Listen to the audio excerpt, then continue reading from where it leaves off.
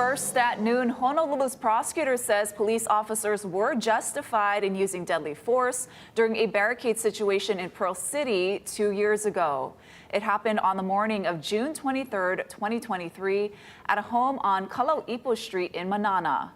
Officers were dispatched to report of a burglary, and the resident of the home said the suspect, Nathaniel Taualai, is her ex-boyfriend and that he was inside and armed with knives. HPD said Taualai was heard yelling that he was not going to jail and he threatened to shoot officers. He eventually emerged from the home armed with those knives and grabbed an unattended HPD rifle. That's when officers fired at him. Here, NT had repeatedly refused instructions to surrender and said that he wanted to die and would shoot and kill police officers, or started to do so. And he said he was armed. He pointed the rifle in the direction of both officers 1 and 2. As a result, they had a reasonable belief that deadly force was necessary to protect themselves from death or serious bodily injury. Taualai was pronounced dead at the scene. We're going to have more details on this story, plus the police body cam video, coming up on later editions of Hawaii News Now. On Kauai, these 2 men were arrested in connection with a sex assault case involving 2 juveniles that happened earlier this month in Honolulu. The incident was reported on June 3rd. 28-year-old Robert Clement was taken into custody on Friday, and 27-year-old Patelo Paseka was taken in on Monday after arrest warrants were issued for the pair. The U.S. Marshal Service assisted police with one of the suspects. Bail has been set at $100,000 each. Also new at noon, a big announcement affecting thousands of parents. The state is expanding eligibility for its Preschool Open Doors Program. The state's tuition subsidy program for pre-K and childcare will now accept more families with children as young as 2 years old. Lieutenant Governor Sylvia Luke made the announcement in the past hour. These changes also reflect a broader shift in how we approach early learning access by raising income eligibility limits to 500% of the federal poverty level and capping co-payments. We're reaching the many families who fall into the gap. Leaders also announced that open enrollment for Preschool Open Doors will begin on July 1st. President Trump says he does not want to see a regime change in Iran because of the chaos that would entail. He made the comment on his way to the NATO summit as he announced a fragile ceasefire between Iran and Israel is back in effect. Erica Brown reports from Capitol Hill, where intelligence briefings on Iran were abruptly postponed. Mr. President, please. President Trump arrived in the Netherlands Tuesday for the NATO summit. En route, he announced that the ceasefire between Israel and Iran is back on track after a phone call with Israel's Prime Minister Benjamin Netanyahu. There was going to be a retaliation this morning.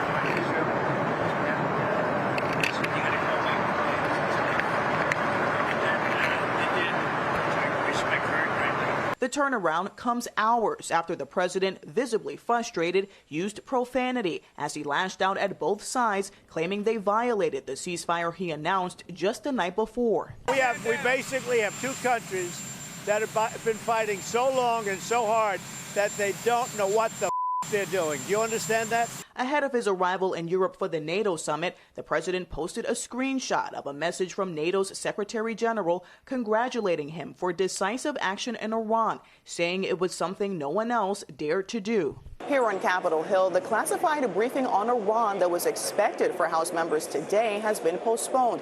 And we're told the Senate briefing has been pushed to Thursday so the Secretary of State and the Secretary of Defense can participate. This last-minute postponement of our briefing is outrageous, it's evasive, it's derelict. Senate Minority Leader Chuck Schumer slammed the delay. There is a legal obligation for the administration to inform Congress about precisely what is happening. What are they afraid of? In a sign that the ceasefire agreement between Israel and Iran could be sustainable, Israel prepared to fully reopen its main airport. Erica Brown, CBS News, Capitol Hill. Here at home, we want to warn you about graphic images ahead as police investigate apparent acts of animal cruelty near Punch Bowl. Even those annoyed by wild chickens say they don't deserve what you're about to see. Derek Kravitsky has the photos.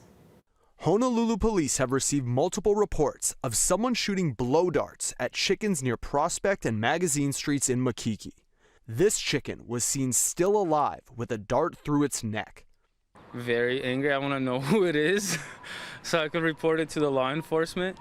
The Hawaiian Humane Society says there's no law stopping people from killing chickens on their property, but this appears to be second-degree animal cruelty, typically a misdemeanor, punishable by up to 1 year behind bars and a $2,000 fine.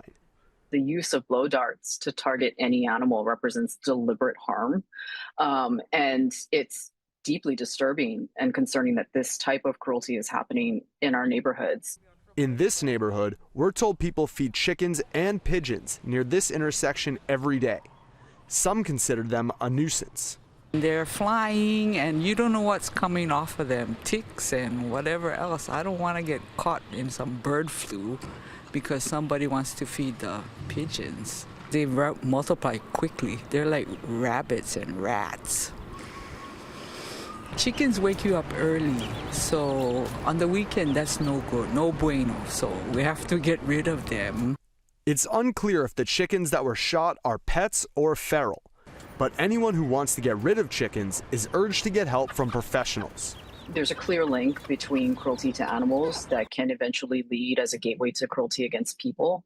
So this isn't just an animal issue, this is a community issue that we should be taking seriously. Look for links to report animal cruelty and get the city's help removing feral chickens on our website. Derek Kravitsky, Hawaii News Now.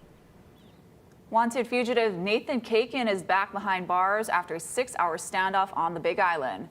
Federal, state, and county officers used tactical measures to arrest the 39-year-old yesterday at an Ocean View home where he barricaded himself with a rifle. Kakin was booked on a $50,000 drug warrant and firearms offenses. No injuries were reported. And authorities are looking for a missing inmate from the Laumaka Work Furlough Center. Officials say Steve Abraham was missing from the head count Monday afternoon. The 24-year-old is about 5'8" and has been serving time for auto theft, assault, and drug crimes. He had a parole hearing scheduled for next month. Call 911 if you see him. A Purple Heart veteran has been forced to self-deport from Hawaii to South Korea. This after living in the U.S. for nearly 50 years. Sejun Park said goodbye to his family and supporters yesterday at Honolulu's airport, not knowing when he'll see them again. He first moved to the U.S. when he was 7 and had legal permanent residency. In 2011, he violated his green card status when the Army veteran was detained and scheduled for deportation after being convicted for drug and bail offenses.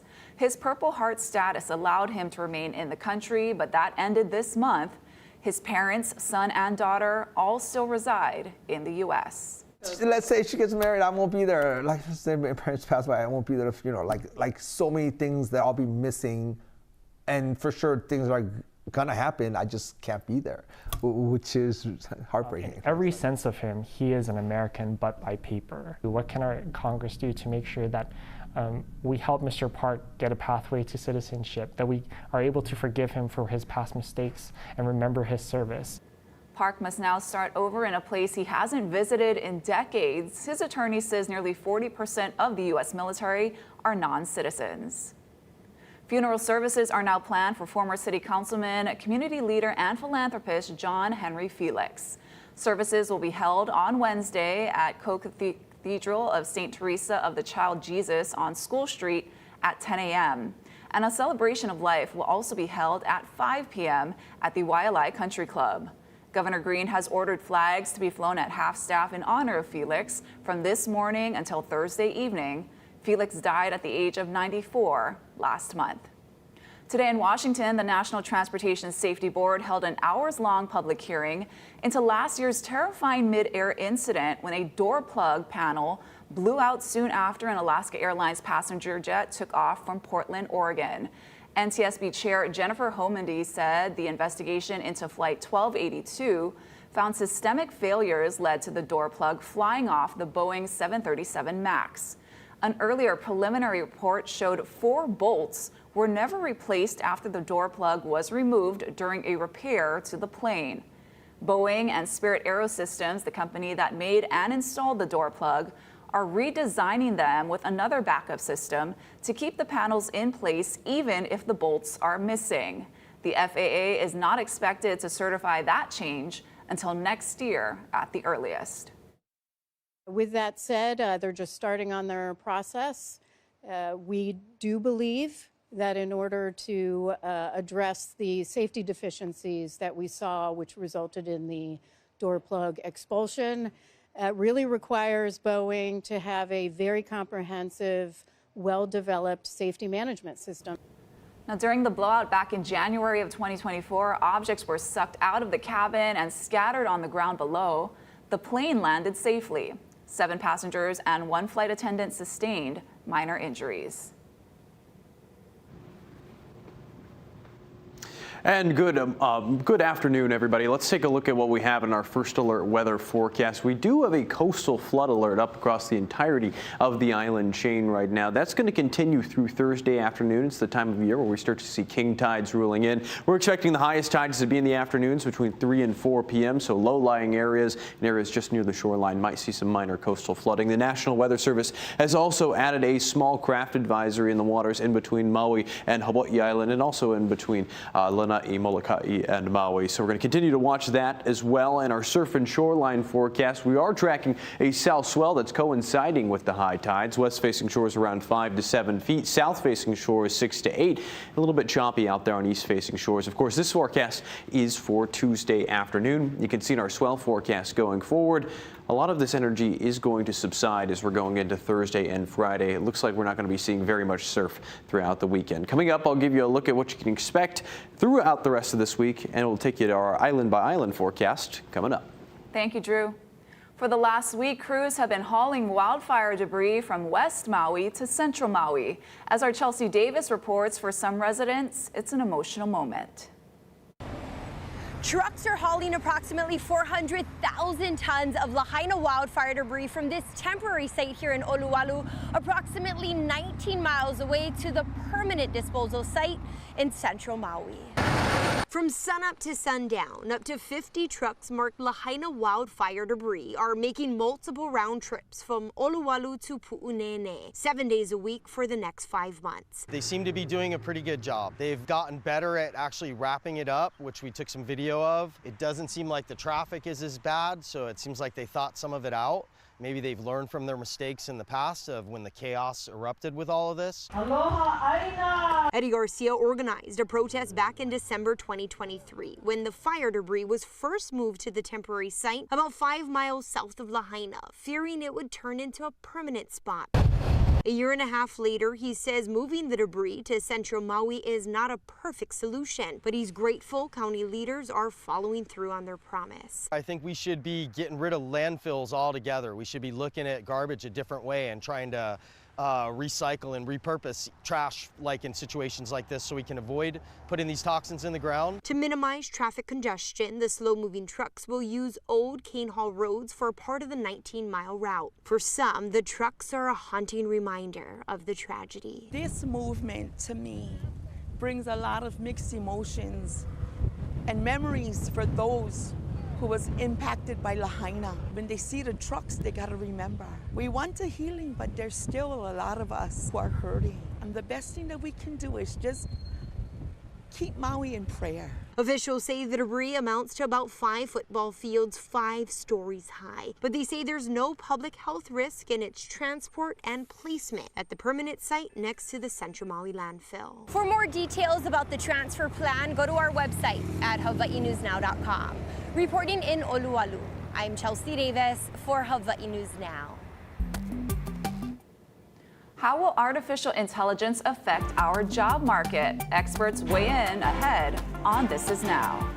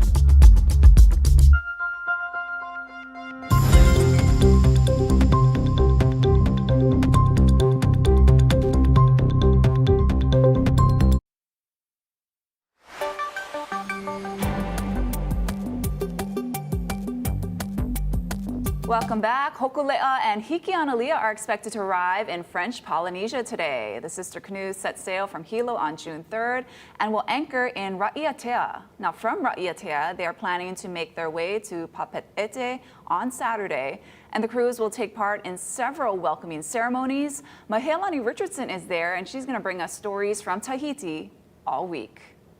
As artificial intelligence continues to progress, some entry-level positions could be replaced. Michael Yoshida has the warning from some of Silicon Valley's top leaders.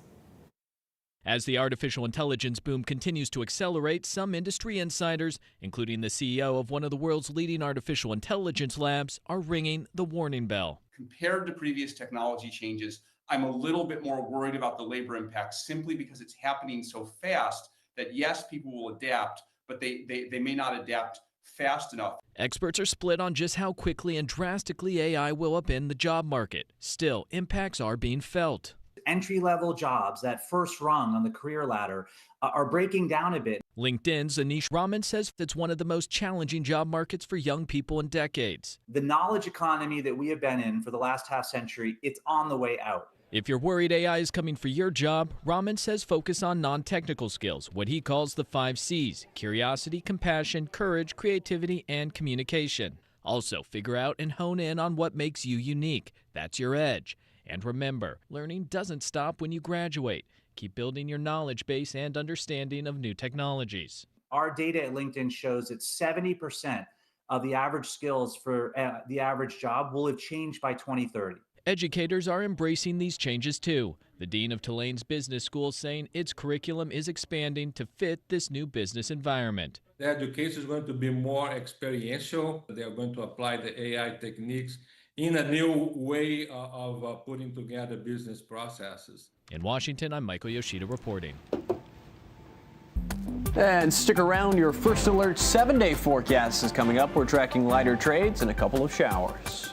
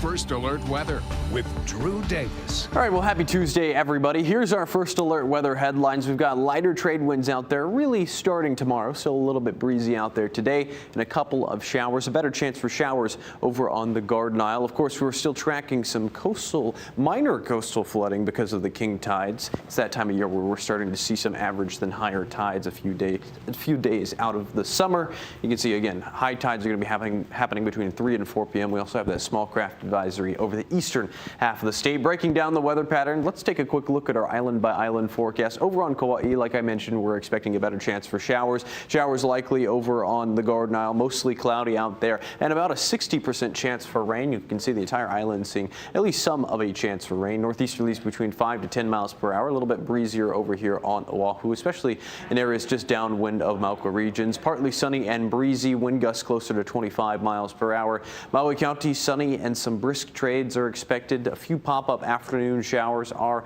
in the forecast. Sunny and breezy over in Kahului, 87 out there, 85 in Kihei.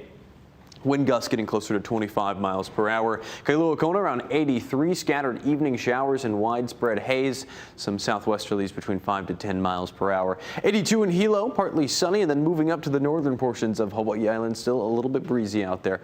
Northeasterlies between 10 to 20 miles per hour, sometimes gusting closer to 25. Here's a quick look at our first alert windcast. We've been talking about this over the past couple of days. Lighter winds expected by the time we get to the middle of this week. It'll still be breezy out there each afternoon, but lighter than what we were seeing over the weekend and yesterday. This is this afternoon around 3 p.m. between 15 to 20 miles per hour, so still breezy out there. But as we go into Wednesday afternoon, we're seeing slightly weaker winds. You can still see some areas still a little bit breezy. Kahului around 21 miles per hour and a little bit more easterly across the state. Very similar story expected for Thursday. Again, lighter trades, but still breezy at times. Our first alert futurecast going forward into this afternoon. This is around 3 p.m. today. You see still a better chance for showers over on Kauai. Some showers here on Oahu as well. A lot of cloud cover across the state, but we'll still be seeing the sun poke through at times. Tomorrow morning, some heavier showers possible over the windward parts of Kauai and Oahu. And again, we are tracking a few pop-up windward showers, or leeward showers over on the Big Island. Our first alert fog forecast, again, we're seeing the overall fog plume staying off to the west and southwest, but the slightly weaker winds out there may see some of the fog creeping up towards the northern portions of the Big Island. Our surf and shoreline forecast, 6 to 8 feet this afternoon on south-facing shores as that swell moves in. West-facing shores around 5 to 7. Here's your 7-day forecast. Really nice weather expected over the next couple of days. Slightly weaker winds going into Wednesday and Thursday. Those will rebound as we're going into the weekend. Thanks, Drew. Still to come, when Dad literally drops the ball. The moment at a recent Dodgers game that's going viral in 2 minutes.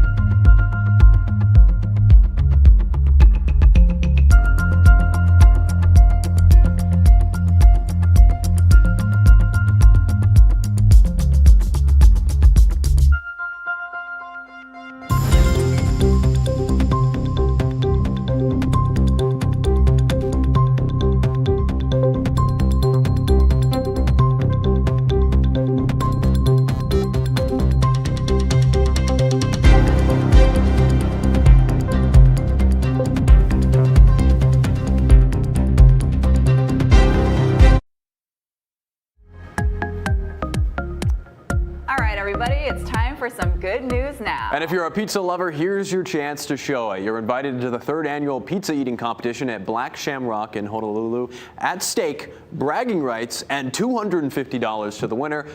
Whoever can eat the most cheese pizza in 10 minutes will win. It's happening on July 3rd to kick off the holiday weekend. Once again, the pizza eating competition will be at Black Shamrock on July 3rd at 5:15. I heard last year the first place winner ate 2 pizzas, so 16 slices in the 10 minutes. That is insane, but that's a great skill to have, I guess. Yeah. And one dad had a chance to be a hero to his daughter at a Dodgers game. Yeah, but just watch what happened when Shohei Ohtani came up to bat. Ohtani launches left center field. This ball is at the wall. Did that go off of a fan?